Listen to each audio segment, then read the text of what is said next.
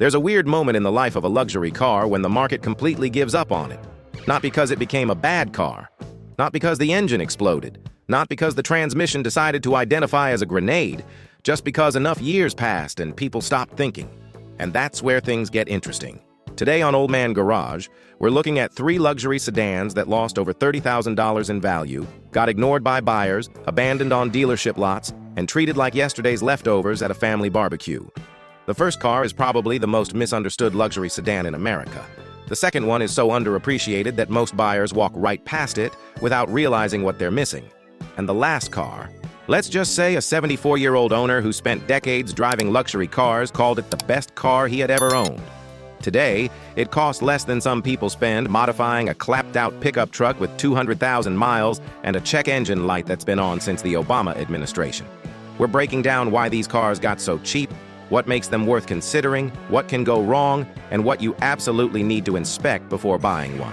Because sometimes the biggest bargain in the used car market isn't hiding behind a German badge. Sometimes it's hiding behind a badge people laughed at. Let's get into it. Car number 3.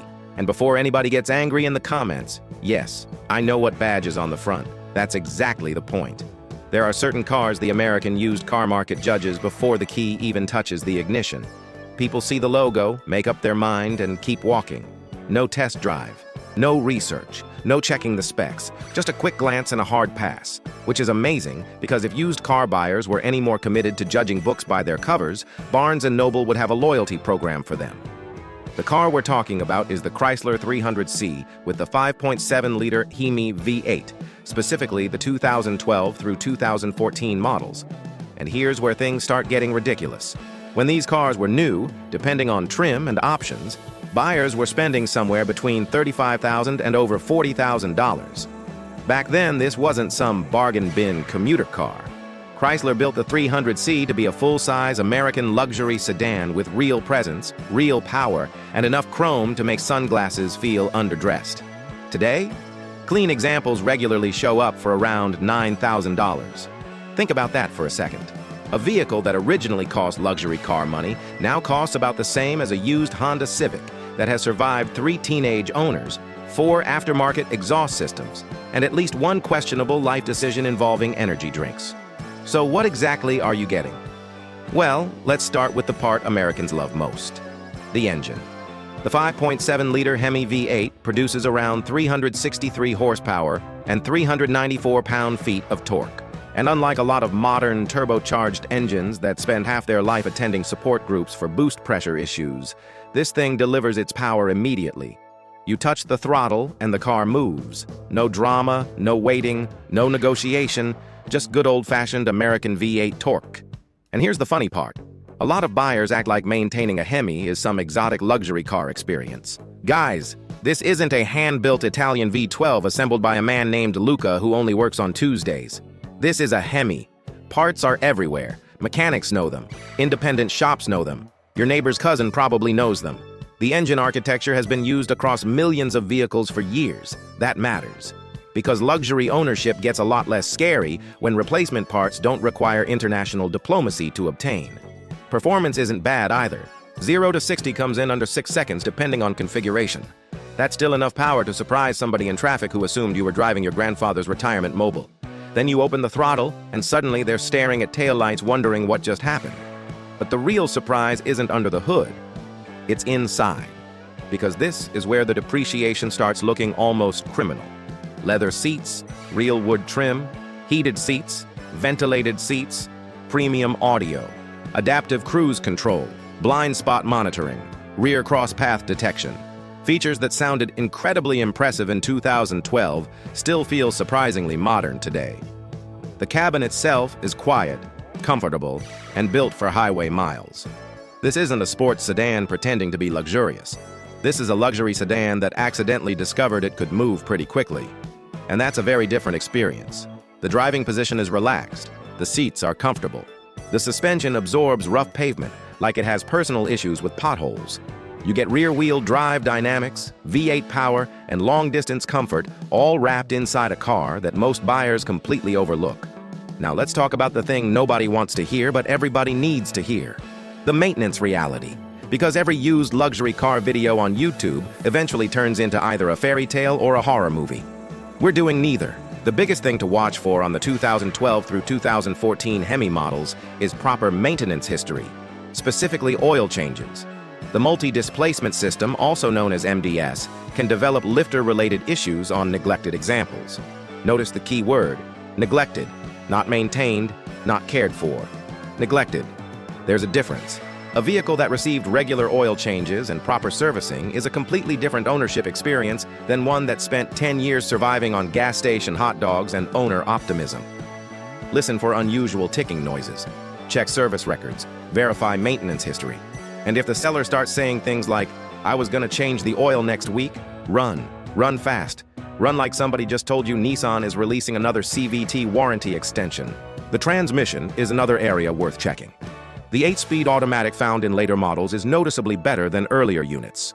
Shifts are smoother. Acceleration feels cleaner. Overall refinement is improved. If you're choosing between years, the later examples deserve extra attention. And regardless of which year you buy, spend the money on a pre-purchase inspection. Seriously. $150 for an inspection can save you thousands. That's not an expense. That's insurance. The reason this car is cheap isn't because it's terrible. It's because people made a decision about Chrysler years ago and never bothered updating the software in their brains. The market sees the badge. The smart buyer sees the specifications. And those are two very different things. Now, if you think getting a luxury V8 sedan for under 10 grand is crazy, wait until you see the next car. Because the next manufacturer spent decades building a reputation around safety and in the process accidentally built one of the most underrated luxury sedans on the used market. And somehow, almost nobody noticed. There is a sentence that has quietly cost thousands of used car buyers a ridiculous amount of money over the last decade. It goes something like this. "Yeah, but it's a Volvo." That's it. That's the sentence. And somehow that sentence has convinced people to walk away from one of the most comfortable, solidly engineered luxury sedans of its era, while happily signing paperwork on vehicles that spend half their lives introducing dashboard warning lights like they're new cast members on a reality show. The car is the Volvo S80 T6 AWD, specifically the 2012 and 2013 models. And this thing is one of the greatest examples of the used car market confusing reputation with reality. When new, these cars were approaching $50,000. Volvo wasn't trying to compete with economy cars. Volvo wasn't trying to build a budget luxury sedan. Volvo looked directly at the BMW 5 Series, the Audi A6, and the Mercedes E-Class and said, "Yeah, let's do that." Then they built the S80. Fast forward to today. Clean examples regularly appear between $7,000 and $10,000, which sounds completely insane once you understand what you're actually getting. Under the hood sits a 3.0-liter turbocharged inline-six, producing around 300 horsepower and 325 pound-feet of torque. And here's where the numbers don't tell the whole story. Because this engine doesn't make its torque way up in the rev range where you need a calendar appointment to access it. The torque arrives early, very early. The result is effortless acceleration. You don't have to floor it. You don't have to beg the transmission for permission. You simply squeeze the throttle and the car glides forward with the confidence of somebody who already knows the answer before the question gets asked. Combine that with Volvo's all-wheel drive system, and you've got a luxury sedan that actually enjoys bad weather. Snow, rain, cold roads. The S80 treats those conditions like a golden retriever treats a tennis ball. It gets excited. Meanwhile, half the rear-wheel drive luxury sedans on the road are suddenly moving around like baby giraffes trying to learn how to walk. And that's before we even get to what Volvo does best: engineering. For decades, Volvo had one obsession: safety. Not marketing safety, not commercial safety, actual engineering safety. The kind where teams of engineers spent years asking questions normal people would never think about. Questions like, what happens if a vehicle gets hit from this angle? What happens if the cabin twists this much? What happens if the impact occurs at this speed? The result was a structure that feels incredibly solid even years later. Open and close the doors. Drive over rough roads. Spend time at highway speed. The car feels dense, substantial, like it was assembled by people who expected it to survive an apocalypse rather than simply complete a lease agreement. And that engineering philosophy affects comfort too. Road noise is minimal. Wind noise is minimal. The cabin remains impressively composed. Long road trips feel shorter, which is exactly what a luxury sedan is supposed to do. the seats deserve special attention as well. If you've ever talked to Volvo owners, eventually somebody starts talking about the seats. Always. Every single time. It's almost a law of nature. Mention a Volvo and within 30 seconds somebody says, "Yeah, but those seats..." And they're right. Volvo's seats have been legendary for years. Supportive, comfortable, excellent for long-distance driving. The kind of seats that make you arrive after a 5-hour trip and wonder why your back doesn't hate you. Inside, you'll also find leather upholstery, heated seats, premium materials, dual-zone climate control, advanced safety technology, and enough luxury features to remind you why this car originally carried a premium price tag. Now let's discuss the scary part, or at least the part internet forums like to make scary: maintenance. Because the moment people hear Volvo, they immediately imagine massive repair bills arriving by carrier pigeon. Reality is a little more complicated. The strongest part of the S80 T6 is actually the powertrain itself. The engine has earned a solid reputation when maintained correctly. Most of the commonly discussed issues involve electronics and accessories rather than catastrophic mechanical failures. Things like sensors, electronic modules, occasional throttle body concerns, annoying problems. Sometimes. Financially devastating disasters? Usually not. And here's the mistake buyers make. They compare Volvo dealership labor rates against independent specialist rates. Those are two completely different conversations. A Volvo specialist can often perform the same work for significantly less money than a dealership. That's why finding a good independent Volvo shop before buying the car is one of the smartest things you can do. Think of it like finding a good doctor before you get sick. You hope you never need them, but you'll sleep better knowing they're there. The other thing you want is documentation, service records, maintenance history, evidence that previous owners treated the car like transportation rather than an experiment. A documented S80 is a very different purchase than a mystery box S80. And mystery boxes belong on YouTube unboxing channels, not in your driveway. As always, get a pre-purchase inspection, $150 to $200, non-negotiable. If a seller doesn't want the car inspected, congratulations. They just answered your biggest question for free. The reason these cars remain cheap has almost nothing to do with what they are. It has everything to do with what people think they are. Buyers remember stories from decades ago. They remember old stereotypes. They remember outdated reputations. Meanwhile, the actual car sitting in front of them is a comfortable, powerful, all-wheel drive luxury sedan that originally cost nearly $50,000. That's why the opportunity exists. People are shopping memories, not vehicles. And if you think that's crazy, wait until you see the final car. Because the last car on this list might have suffered the biggest identity crisis in luxury car history. It came from a brand nobody expected. It offered features normally found in flagship luxury sedans. It packed a V8. It was loaded with technology. And even today, most Americans don't realize it ever existed. The last one might be the most shocking of them all, car number 1. And honestly, this might be the most unfairly ignored luxury sedan in America. Not because it's bad, not because it's unreliable, not because it failed, but because an entire country looked at the badge and immediately assumed they already knew everything about the car. Which is funny, because if assumptions were a valid replacement for research, every fantasy football player in America would be a millionaire. The car is the Kia K900 V8, specifically the 2015 and 2016 models. And if you're sitting there thinking, wait, Kia made a luxury flagship sedan? Congratulations. You're having the exact same reaction most used car shoppers have. That's the entire reason these things are so cheap. When Kia launched the K900, they weren't trying to compete with entry-level luxury cars. They weren't aiming for the bargain section. They weren't trying to build a nicer Camry. They aimed directly at the biggest names in luxury: Mercedes S-Class, BMW 7 Series, Lexus LS. Those were the targets. A bold move, considering most Americans still associated Kia with affordable transportation and long warranty commercials. But here's the crazy part. The car itself was actually good, really good. New examples started around $55,000 and climbed much higher depending on options. Today, early V8 examples can be found for less than $10,000. Read that again. A luxury flagship that originally cost more than $50,000 can now be cheaper than some used side-by-sides people buy for weekend mud adventures. And unlike those side-by-sides, this one comes with leather seats and climate control instead of requiring safety goggles. Let's start with the engine, because Kia didn't show up with a tiny economy car motor wearing a fake tuxedo. The K900 received a 5.0-liter naturally aspirated V8, producing approximately 420 horsepower and 376 pound-feet of torque.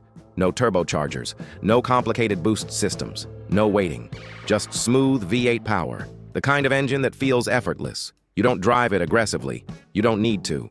The car simply accelerates with the confidence of somebody who knows they don't have to prove anything. Highway passing? Easy. Merging? Easy. Long-distance cruising? Exactly what this car was built for.